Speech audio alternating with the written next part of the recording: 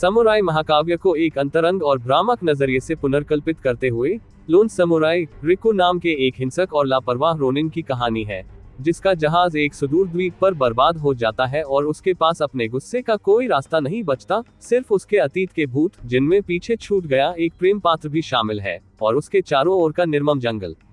सभ्यता से कटा हुआ उसका एकांत धीरे धीरे उसके मन को क्षत विक्षत करता है। शांति की उसकी खोज को एक क्रूर आध्यात्मिक परीक्षा में बदल देता है, जो वास्तविकता और दुष्स्वप्न के बीच की रेखा को धुंधला कर देता है।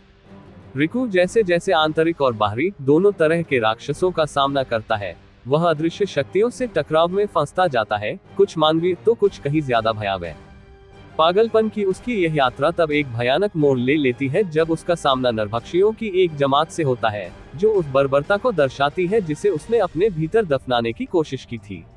अराजकता और रक्तपात के बीच अपनी मर्यादा को फिर से खोजने के लिए मजबूर होकर उसे ये तय करना होगा कि मुक्ति प्रतिरोध में है या आत्मसमर्पण में।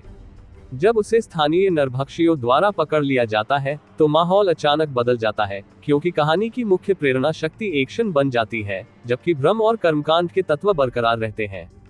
यह विशेष रूप से सच है क्योंकि नायक वास्तविकता पर अपनी पकड़ खोता जा रहा है, भले ही वह अपने लक्ष्य की ओर आगे बढ़ रहा हो। स्थानीय नरभक्षियों का परिचय एक ऐसी शैली में जो द 13th वॉरियर और कॉनन द बारबेरियन के बीच कही जाती है, हालांकि एक विशिष्ट दक्षिण पूर्वी एशियाई रंग के साथ कहानी को उस दिशा में आगे बढ़ने देता है जो शुरू से ही उसका लक्ष्य प्रतीत होता था। इस तरह नोआ ग्रीनबर्ग की छायांकन, निर्माण डिजाइन, वेशभूषा, रंग और प्रकाश व्यवस्था का संयोजन वास्तव में प्रभावशाली दृश्यों की एक श्रृंखला का निर्माण करता है जो अपनी क्रूरता के बावजूद जटिल है। ध्वनि और संगीत का मिश्रण भी आदर्श है, जो तनाव को इस तरह बढ़ाता है कि प्रभाव गहरा होता है। भले ही दृष्टिकोण कभी कभी थोड़ा ज्यादा हॉलीवुड जैसा हो जाता है, जिसमें धीमी गति का काफी इस्तेमाल किया गया है।